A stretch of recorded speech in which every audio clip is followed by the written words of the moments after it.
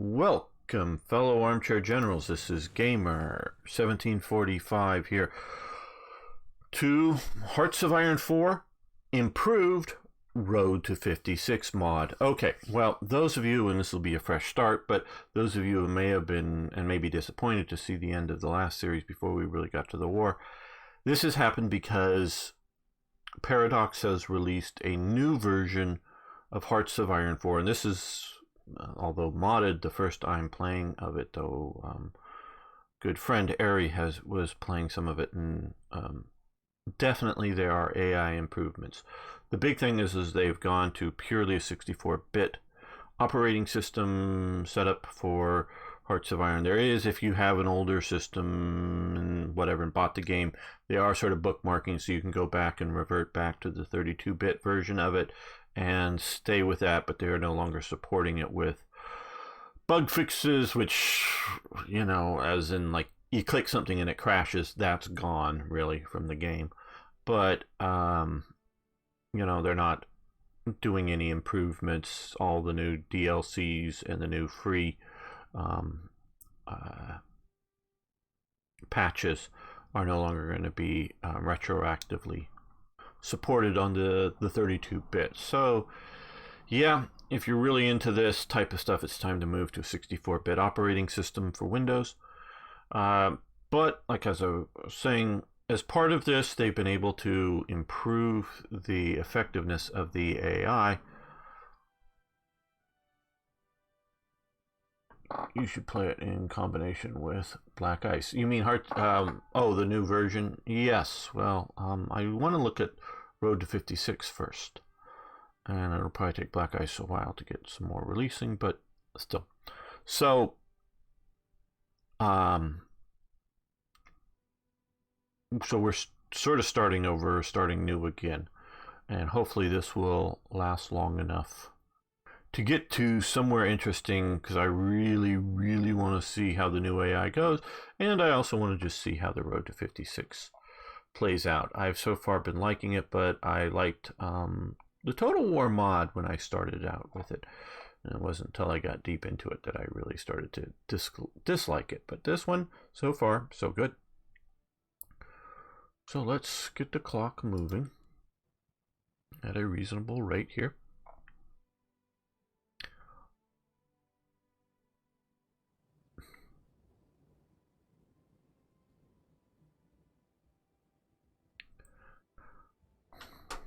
Because this game should have an AI that on standard is hard to just defeat. Not say defeat as in defeating the Netherlands, but you shouldn't be able to defeat Germany as the Netherlands. It should just be thought of as an impossibility. Let's move you up to the border here.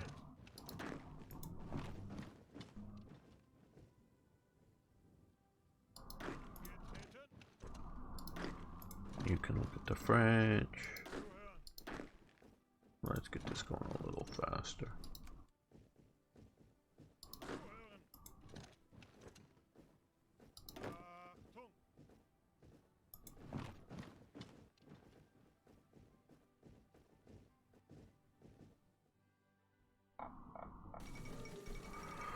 Restrictions on Bulgaria lifted. The Greek government has agreed to the rearmament of the Bulgarian military after the Great War. Yes, most all of the Central Powers or former Central Powers had massive limitations on them, like the Kingdom of Hungary can't have a king, or at least not a Habsburg one. So Otto Habsburg is living in Paris at this time, and that would probably have started a war had he returned to Hungary. Romania and Romania. I'm always worried about saying sweeping statements. Partially because we have a fair number of Romanian viewers, but basically, at least in a modern or relatively modern sense, last 200-300 years. Romania never was this big before. It was sort of an L-shaped country before World War One, and before much of that, it was, Ottoman Empire and whatnot, and Habsburg Empire and other things. So as a political entity, I do know there is a Romanian culture, but as a political entity, this is sort of a greater Romania. And of course, Serbia, which is now called Yugoslavia, but it's basically Serbia. There was very, if not to the degree of no real national consensus on Yugoslavia. Sure, the Serbs sort of, yeah, we're now Yugoslavia and we have all this, because even the first name is sort of like the Republic of Serbia, Croatia, Montenegro, blah, blah, blah, a bunch of them, and then they changed it to Yugoslavia because it was a ridiculously long name. And so these countries are, particularly these two, but also Czechoslovakia and Greece, and strangely enough, modern Turkey, because they sort of break with the Ottomans, are all worried about revanchism and these other countries wanting lost territory. Now, why should a country have a particular border? Well, there's, of course, the basic primary reason is because they have defended it and taken it and made it theirs with force. That's the only thing that really counts. But we can see there are other sort of reasons why. Like, why was Romania sort of an L-shaped country? Well, it was all the nice sort of plains out here that were probably very fertile and supported lots of people and whatnot. And somewhere along all this, because I remember reading Rommel's account of World War One, because he fought the Romanians for part of it as a loaned German unit to the Austro-Hungarians. Somewhere, these mountains made a border, and I don't know how, we can look here, and it's probably how much is where the Austro-Hungary was versus Romania. I don't exactly know, but this would make sort of a logical sense border. And of course, we see northern Bulgaria here. Hey, there's the Danube River going along. That makes a nice border. Okay, those do make reasonable reasons for borders, geographical features. And that's often,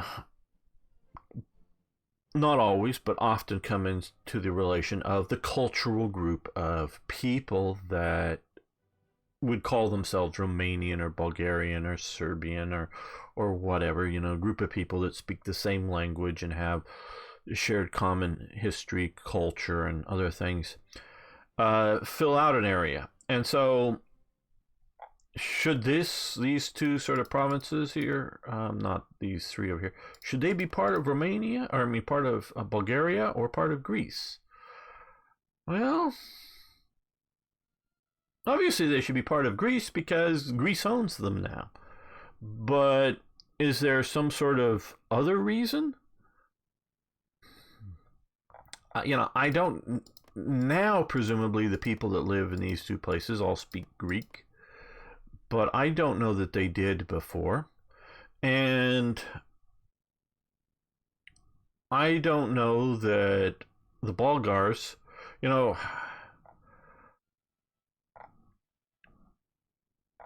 Greeks often sort of thought Macedonians, which spoke Greek, it's saying Macedonian to some degree is like saying Athenian or Spartan or Theban or other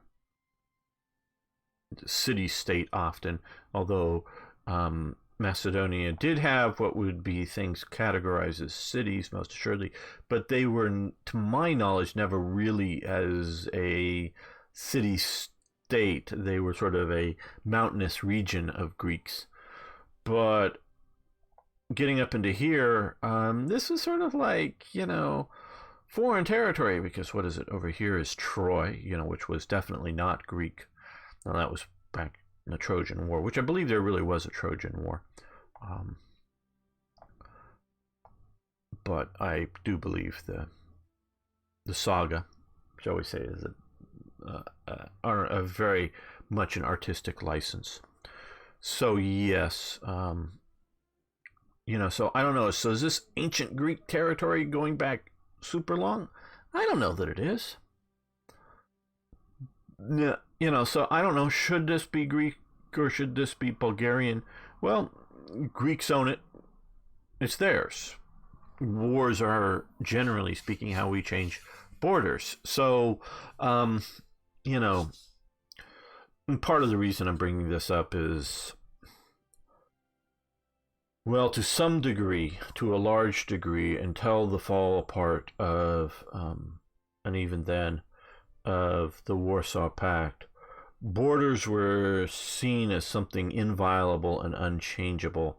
One of the organizations was the Organization of African Unity, because very few of the borders in Africa really made any sense, and particularly in cultural viewpoints. But none of the nations that existed wanted to lose their borders, so they were vehemently, just super dogmatically against separatist movements like Katanga, Biafra, Eritrea. And so they would never recognize them, and it wasn't until really the collapse of the Soviet Union and the Soviet Union support for some of that stuff did finally Eritrea get recognized as independence. South Sudan is now a recognized country, though Somaliland is not, which is this state here. And so there are, I don't know if there's any more than Eritrea and South Sudan that's been recognized as a border change. After World War One could have made a good argument for a lot of the Anatolian coast and Istanbul being Greek. Oh, absolutely. IKB, absolutely. I think it was in the millions, but definitely in the hundreds of thousands of Greeks were thrown out of coastal cities. Now, there were huge numbers of people that spoke Greek and thought of themselves as Greek that were part of the Ottoman Empire, including a huge number of people living in Istanbul. With Ataturk coming to power and creating a Turkic state, before Ataturk, there was never, those are Armenians, we gotta kill them off or call them Mountain Turks. There wasn't a nationalist. There was definitely were the Ottomans, which was a group of Turks, Osman's Turks. Because before that was the Seljuk Turks, if I'm not butchering it too bad. They were definitely the sort of leading element of the Ottoman Empire.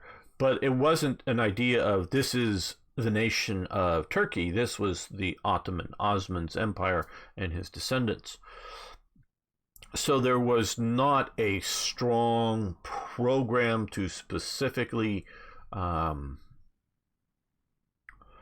reculturalize people to different cultures. There was definitely the, and why do I always blank as I come to this,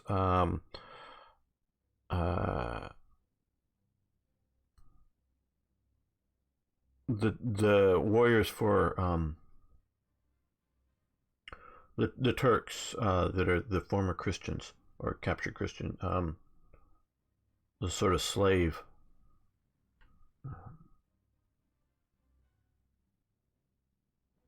It's Constantinople. Well, yes, it was. Istanbul simply means the city, I believe, where Constantinople is Constantine's city, roughly, loosely translated in both cases, I believe. Janissaries. That's it. That's it. Janissaries were made up of children stolen in one fashion or another, Christian children stolen in one fashion or another, or at least non-Muslims, um, and raised as Muslims, and of course as slaves to uh,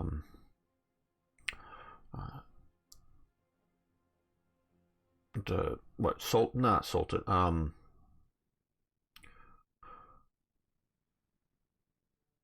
well, the Ottoman ruler. And so there wasn't nearly the concentrated, but there was a massive forced exodus from Constantinople, from a lot of these coastal cities of Greeks, to Greece. And there are whole towns, villages in Greece that are entirely made up, literally entirely made up of people that have been expelled from what is today modern Turkey, and they, own their current town, house, whatever, and so that in Greece, but they still opine for, lost coastal cities that their ancestors, because now everyone basically is dead who left, no longer in living memory. But jump back to, I don't know, 1970, and you still had people in living memory, meaning they remember leaving as a young child from the Ottoman Empire to be forced to Greece. We see a more modern situation in the split on Cyprus. But so the Turks are still at this game. Now, I don't know if any of some of the region or some of the provinces here might have been majority Greek in culture, but often they would have really been, at least this is my understanding of it, just because the sort of seaport city had a significant enough Greek population that they might have been in the majority, but most of the countryside peoples within the sort of provinces, this is sort of as defined, very well might have been Turkic. So you get the idea that, there are more people living in LA County, which is larger than this province, actually, a bit. More people in LA County than like 10 American states, something like that. Figured out combined, though not just 10 different American states, but you combine 10 American states, there are more people living in LA County than 10 of the American states. This is why these states will not give up the Electoral College, because they don't want to have all of the people in LA, New York City, and a couple of other massive cities ruling America. They want to have the rural people, and because there are a few states that have like, I believe, though it may have changed in time, but I think for the longest time, Nevada, which is like 80% owned of this state, is owned by the federal government that no one lives in, because most of the people live right down here in Las Vegas, and a few live right up here in Reno, and the capital is somewhere out here. Carson City, I believe, is still the capital that nobody freaking lives at, and like 80+% of the land mass is owned by the federal government, and they have one representative in the U.S. House of Representatives and 2 senators. So they're equally representative in the Senate as California, but there are, I think, 3 or 4 now congressmen from just Orange County, not LA County, Orange County. So yeah, the population of Nevada is near nothing in comparison, and it's all concentrated in Las Vegas. So it's sort of, that's obviously in a grander scale, but that is my understanding of the situation. So should the people have been kicked out? Absolutely not. Would they have liked living in a nationalistic Turkic country? Maybe not. Should there have been little pockets of city-state Greek things on the coast? Well, if you believe in whatever point it was of the Wilson's 14 points, then yes, they should have. So it's a tough call. I know we're spending a lot of time on this, but it's an important issue. And so Bulgaria, being one of the losers, lost these two provinces to Romania, these two provinces down here to Greece, maybe some border to Yugoslavia, but I'm not even sure on that, and had recently, I think like in 1910 and 1912, but correct me if someone wants to get the right dates, in a couple of sort of wars with the Ottomans had taken away, often with these other nations' support, taken away territory from Turkey, and Turkey is worried that, oh, well, some of this might look juicy to them, at least there. So they were all worried about rearmament for Bulgaria. So, and yes, I've read into some of this. But so they're all really worried about that, and they're worried about rearmament of Hungary. Less so Austria and whatnot. And so nations, because I'm thinking about all this as I'm talking, coastal city-states, like Izmir or whatever the Greeks would have called it. Well, yeah, if it's way almost on an island and it's out there, yeah, I could see that being sort of a logical, yeah, that's part of Greece, because we can talk about border gore and borders that make sense or not. And carve out a bunch of little coastal cities, yeah, that works. But, carving out a city well inland and calling it part of Greece or something like that just really doesn't work. And that's why you have begin Great Depression recovery. Very good. That's why you have the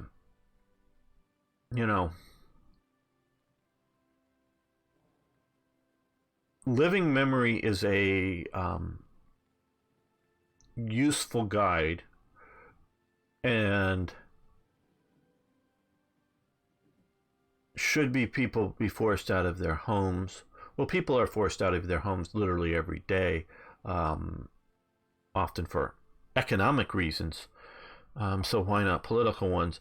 The breakup of Yugoslavia, I do understand, because it was within living memory, most of them, that Tito planted Serbian populations in other parts of Yugoslavia so that they were little enclaves. And when the nations were breaking away, they wanted to remove the people. And I know ethnic cleansing got a bad name because they were also killing people as part of ethnic cleansing. That, of course, is a bad and indefensible thing, whichever side, whatever group I may emotionally support, that some or many of them supported violent ethnic cleansing. That is different. And so a person, say in the 50s or the 60s, gets settled, or the 70s or something, gets settled in a newly built apartment building in a Serbian enclave way in here, or a bunch of farmers settled in, Serbian farmers settled in amongst other land, doesn't mean that you get to carve out a little border gore state to call it part of modern day Serbia. But hundreds of years old, it's a different situation now. At some point, and maybe living memory is the point, I don't know that I would really support the idea of, oh, well, yeah, your family moved in after World War I in like 1922 or whatever the year would have been into here. No, you've got to be kicked out because this family over here, their ancestors lost it, so now you get to come back to here. And so, what? These people over here never have been over here, and these people that are here, they've always been here. So, now, of course, I don't know how much. Sorry for this diatribe, maybe, but in America we have, oh, the border moved, this is rightfully belongs to Mexico, or oh, this was rightfully Native American land, all of it. Well, at one point it was, because it was all Native American land before the colonists showed up. But, you know, none of the people that are alive today, in California or in Texas, ever lived there in those states as being when those states were part of Mexico. Obviously, there's Mexicans living in Texas, and there are Texans of Mexican ancestry that wanted to be separated. And like most, I would say near 80% or more of the Mexicans living in California wanted to be separate from the government in Mexico City when California declared first its independence, and then about 4 or 6 days later it was accepted as a state into the United States, or brief pauses, territory, and then into the United States. So when they declared their independence in Monterey, California, which is right about one of these two provinces, when they declared their independence, it was very popular amongst the local Spanish-speaking population. It's all of the Mexicans for generations now that have been moving north into California that don't like that California is, at least they say they don't like that the California is not part of Mexico. Okay, we'll get back to Hearts of Iron. But these sort of, 200 years ago or 300 years ago, your ancestors took land from my ancestors, and now we either deserve a casino or deserve Wilhelm Gustave assassinated, and Switzerland is saved from Nazi invasion by that assassination. I truly believe that. Okay, we deserve, casino, we deserve some of the land back, or we deserve these other things, or whatnot. I'm not against the idea of Indian reservations, though. Indian reservations often are on really sucky bits of land that aren't so good. But yeah, that's different than, say, claiming they want other territories back, or we owe them for injustices past or in the past. Well, they lost the wars. Just the way things go. You lose the wars, the other side comes in and gets to be the government. Okay, we want to get back the Rhineland before I forget to do that.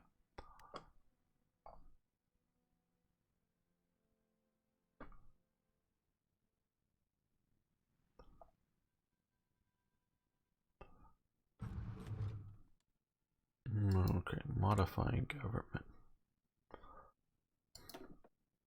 And we need to wait to get 150 so we can get Rudolf Hess, I think, will be our first major improvement, because he'll get us more political power gain faster. Do that first and then do other things.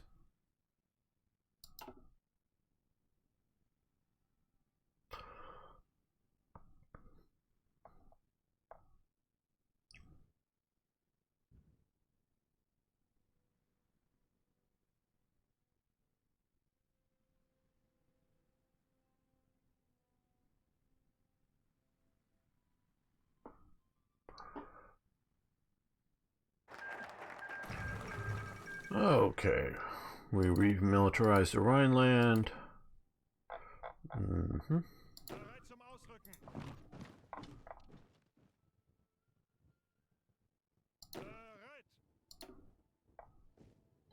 So we can watch the Belgian border over there.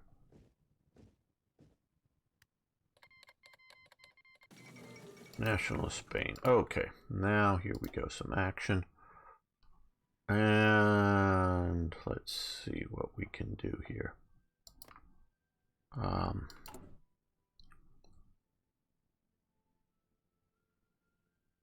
Let's see about sending volunteers. We can do maximum 2 divisions. That's what I thought it was, but I'm going to check and make sure.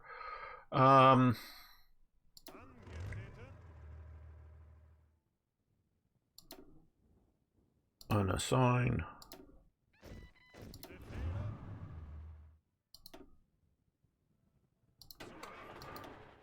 I'm getting rid of these because, well, obviously we can only use 2. These are fat. Well, that's actually not so bad.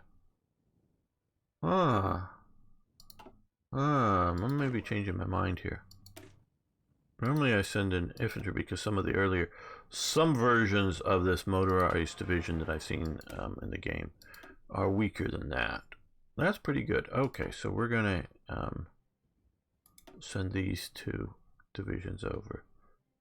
Ignore the SS term. This is not set up how an SS unit was set up back then. Okay. We want to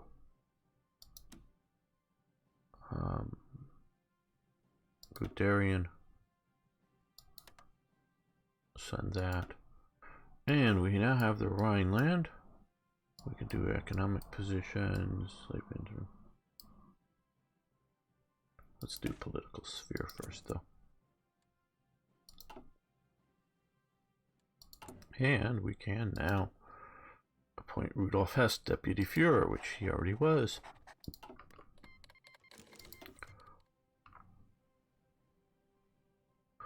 Also send an attaché. Yeah, the problem with that is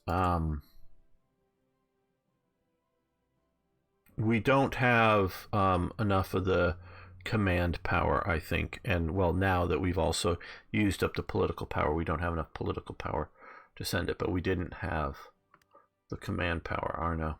Or I would have sent an attaché as well if I could. I presume you can do both an attaché and a...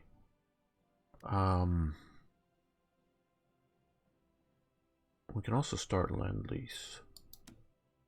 Well, before we do that, cancel. Before we do that, let's take a quick look at our... Okay, well, we have some infantry equipment. We have some artillery. We could send port equipment. I think that'll be it. I don't think we're going to do any air tanks. I don't know that they're going to have any motorized formations or tank formations for us to be doing that. So let's start Lend-Lease. We were making, okay, months units.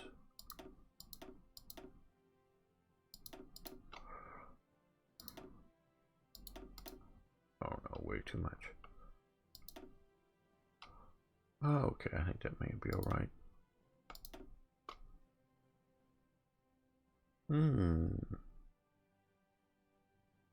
Well, let's do some convoys, and we can also do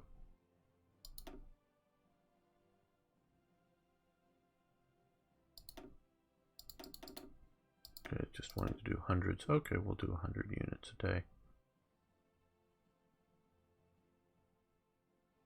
Make sure they have fuel for things like aircraft and that. Yeah, I don't think I'm going to keep the fighters. Yeah, we would of course get some air bonus for that. I do think. Nah, I don't know, because I'm not producing many fighters is my sort of concern there, because we only have 1 factory for fighters and 1 factory for dive bombers. Yeah, no, I need to I need to build up. If we were building more, I would agree with you, Arno. It's not a bad idea, it's just...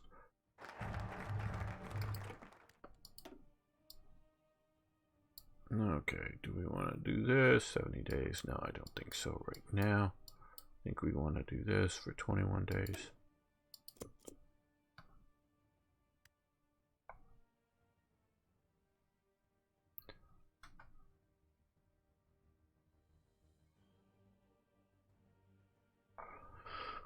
We'll see how the AI is handling this.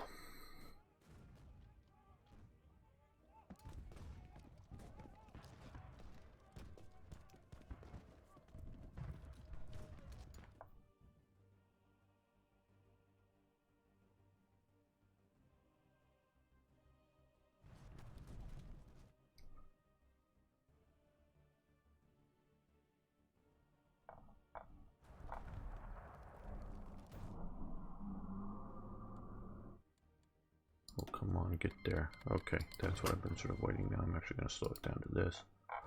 Okay,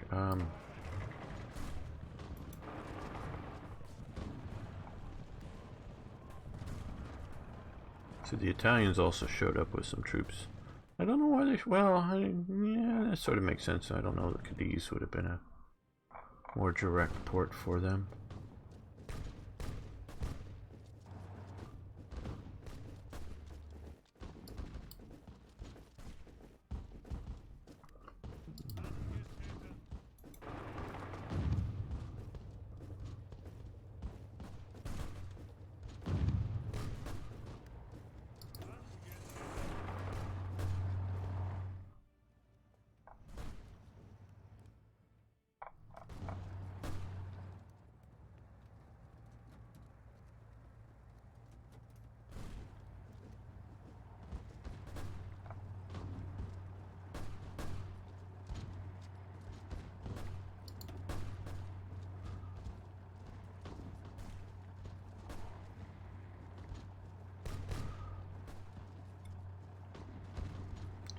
The enemy does have air superiority, I see.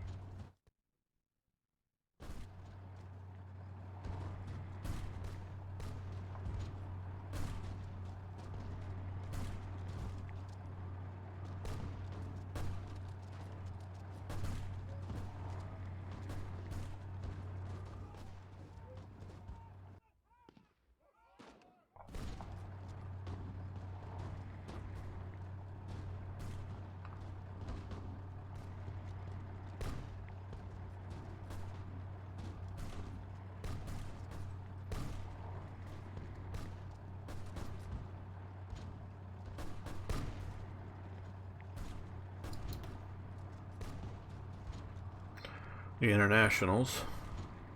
Wonder if that's really a better unit there or something, but okay, so we've got that.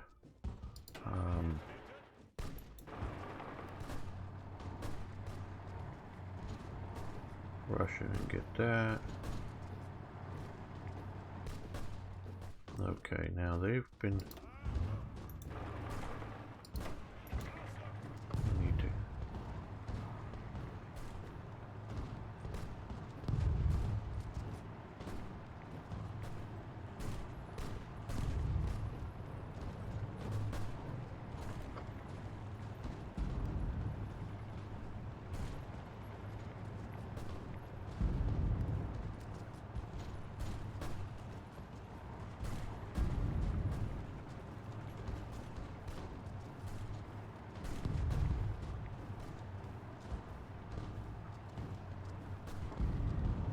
And we're going to end the episode, not the stream, guys, but we're going to end the episode here. I want to thank you all for watching. Thanks for liking the videos. If you haven't already, please subscribe to the channel. See you next time for more Hearts of Iron.